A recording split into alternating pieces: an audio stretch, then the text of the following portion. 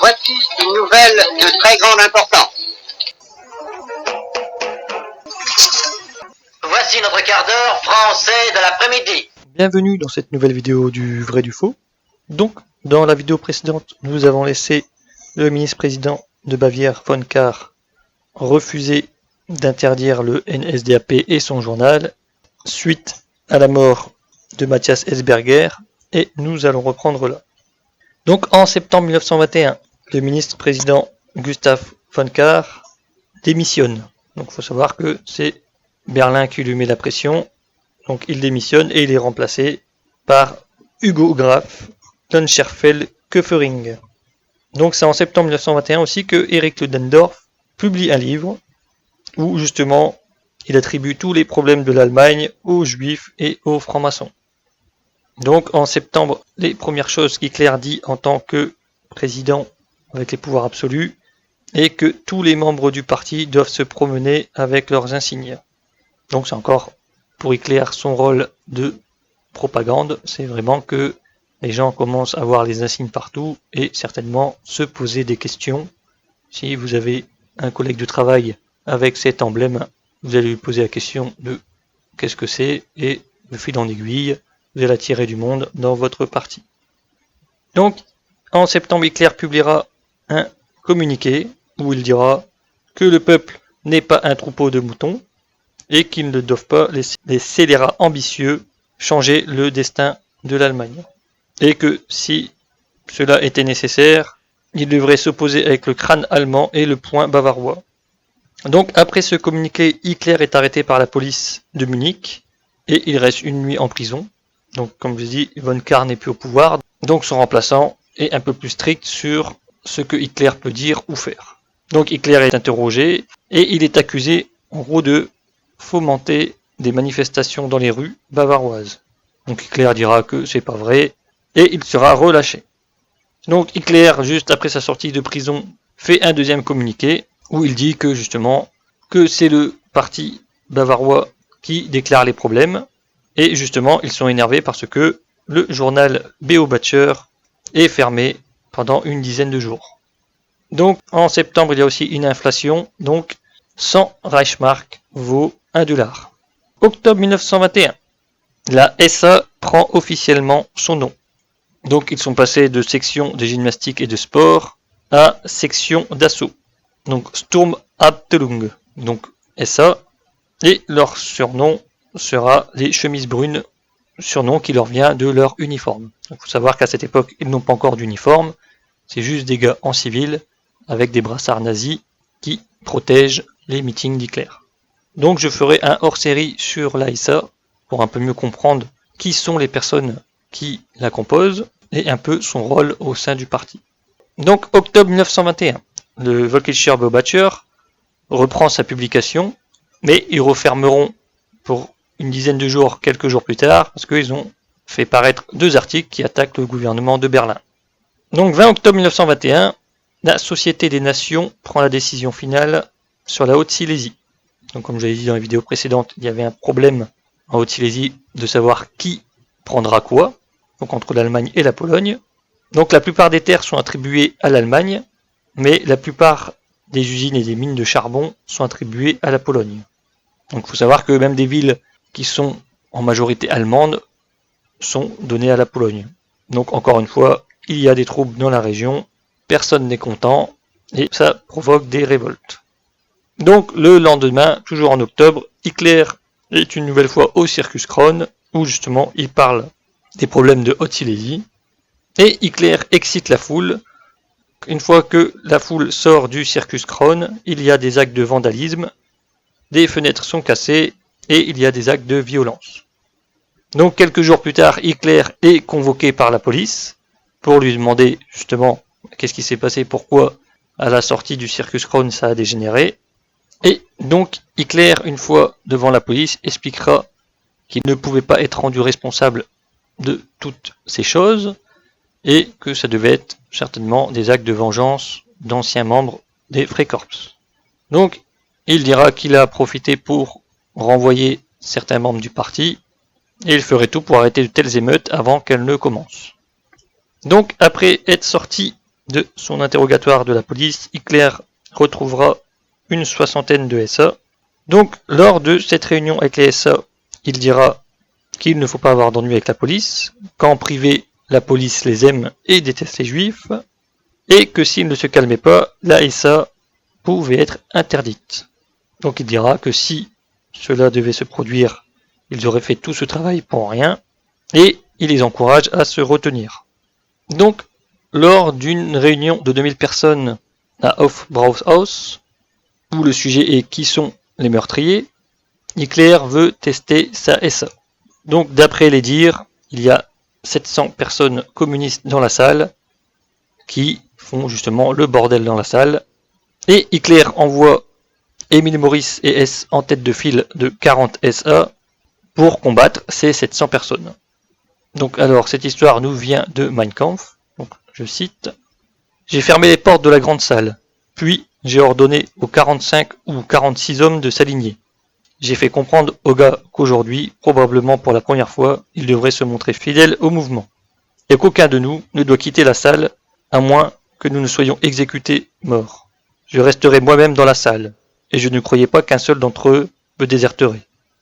Mais si je voyais quelqu'un jouer le lâche, je lui arracherais personnellement son brassard et lui retirerais son insigne. Ensuite, je les ai invités à avancer immédiatement à la moindre tentative de rompre la réunion et à garder à l'esprit que la meilleure défense réside dans l'attaque. La réponse a été un triple aïe. Cela semblait plus rugueux et plus rock que d'habitude. Combien d'entre eux je n'ai jamais vraiment connu que ce jour-là. À la tête, mon bon Boris, mon actuel secrétaire particulier S, et bien d'autres, qui bien que gravement blessés, ont attaqué encore et encore tant que leurs jambes les tenaient. Pendant 20 minutes, le tumulte infernal a duré, mais ensuite nos ennemis, qui devaient compter 7 ou 800 hommes, avaient pour la plupart été battus hors du couloir et poursuivis en bas de l'escalier par mes hommes, ne comptant même pas 50. Seulement, dans le coin arrière gauche de la salle, un grand groupe a tenu bon et a offert une résistance aigrie. Puis soudain, 2 coups de feu ont été tirés, de l'entrée du hall vers la plateforme, et des tirs sauvages ont commencé. Notre cœur s'est presque réjoui d'une telle renaissance des anciennes expériences de guerre. Environ 25 minutes s'étaient écoulées. Le hall ressemblait presque comme si un obus l'avait frappé. Beaucoup de mes supporters étaient bandés. D'autres ont dû être chassés, mais nous étions restés maîtres de la situation. Hermann Hesser, qui avait assumé la présidence ce soir, a déclaré « La réunion continue, l'orateur a la parole. » Et puis j'ai repris la parole. Après que nous ayons nous-mêmes clôturé la réunion, un lieutenant de police excité est entré en courant, et balançant sauvagement les bras, il a gloussé dans le hall. La réunion est levée. Involontairement, je devrais rire de ce dernier venu. Une vraie pomposité policière. Cette nuit-là, nous avions vraiment beaucoup appris, et nos ennemis n'ont plus jamais oublié la leçon qu'ils avaient reçue de leur côté. Donc alors là, c'est des informations de Mein Kampf, donc on peut penser qu'elles sont un peu exagérées, parce que bon, il y a vraiment eu un combat lors de cette réunion, mais le fait que 40 hommes puissent en sortir à peu près 700, c'est un peu gros. En sachant que nous savons qu'il y a déjà eu des combats entre 7 SA et 40 communistes, et que bien que amochés, les SA ont pu virer les communistes. Bon, il faut savoir que les SA ont commencé à sortir des pistolets et des grenades à manche, ce qui a calmé les 40 communistes en face. Donc là, il semblerait que dans la salle, il y a eu des coups de feu, donc ce qui peut expliquer que les SA ont pris le dessus, même à une quarantaine contre 700. À savoir que des témoins de la scène diront que la salle était quasiment remplie à moitié de communistes, et que dès que Hitler commença à parler, les communistes ont commencé à huer, et que le signal du déclenchement de la bagarre a été un pot de bière qui s'est écrasé près d'Hitler. Donc il faut savoir que Hitler a échappé à au moins une demi-douzaine de pots de pierre lourds, donc c'est des gros verres de bière bavarois, et que Hitler n'a pas bougé d'une semelle. Donc les témoins diront que Hitler était resté à son poste, comme une statue, en attendant que tout le monde se tape et se jette dehors, et qu'une fois que c'était arrivé, il commença à reprendre son meeting.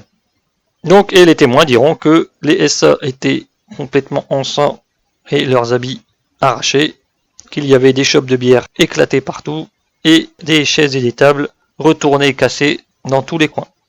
Donc, novembre 1921, suite à l'inflation, le parti NSDAP signale que les membres du parti peuvent se tourner vers le parti pour avoir de l'aide et ils sont priés de s'annoncer au bureau central qui leur informera gratuitement des opportunités d'emploi. Mais il faut savoir que les membres du parti et surtout les SA ont beaucoup d'aide sociale qui leur viendra du parti. Donc à partir du 30 novembre 1921, Hitler encourage les SA à aller aux réunions des adversaires et d'harceler l'orateur.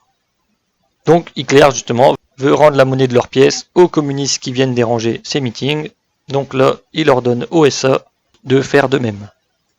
Et Hitler dira, les gens les ont appelés un groupe brutal qui ne recule devant rien. Cela me rend particulièrement heureux parce que je m'attends à ce que mes efforts et mon parti deviennent redoutés et en même temps connus. Donc en novembre, le parti nazi recrute un champion de boxe qui s'appelle Eman pour entraîner gratuitement les SA. Donc il faut savoir qu'à ce moment-là, il y a 300 SA et que 60 à 80 SA sont entraînés à la boxe. Donc Hitler dira, les partis politiques dissidents tremblent de peur dès qu'ils entendent parler du groupe de boxe de la SA. Aujourd'hui, le parti compte 4500 membres à Munich. Je crois, grâce au travail de la troupe, à travers la rupture et rassemblement, de nombreux compatriotes allemands arriveront à l'avenir à une vision qui, je l'espère, entraînera une croissance énorme de nos membres. Donc il faut savoir que là, à ce moment-là, Hitler veut recruter encore 200 SA. Donc il veut faire une troupe de 500 SA. Donc décembre 1921, Hitler publie une fiche d'information, d'où le titre est « La force d'un mouvement ne réside pas dans sa taille externe, mais dans sa substance intérieure ». Et décembre 1921, Hitler poursuivra le Münchner Post pour diffamation. Parce que il semblerait que le journal ait dit que Hitler gagnait énormément d'argent dans ses meetings, il prenait énormément de frais, et Hitler les attaque devant les tribunaux pour nier, et il dira qu'il est soutenu de manière modeste par les fidèles du parti, et qu'occasionnellement, il avait fait 1 ou 2 repas gratuits. Mais bon, la réalité est tout autre, c'est que le parti a énormément de choses gratuites, et ils ont les fonds qui leur viennent de l'armée, mais cela, ils ne vont pas le dire au tribunal. Et c'est à cette époque que le terme nazi commence à être utilisé, au lieu de NSDAP, et c'est particulièrement utilisé par les opposants au parti. Donc voilà, cette vidéo est terminée. J'espère que vous avez appris des choses, et je vous souhaite une bonne journée.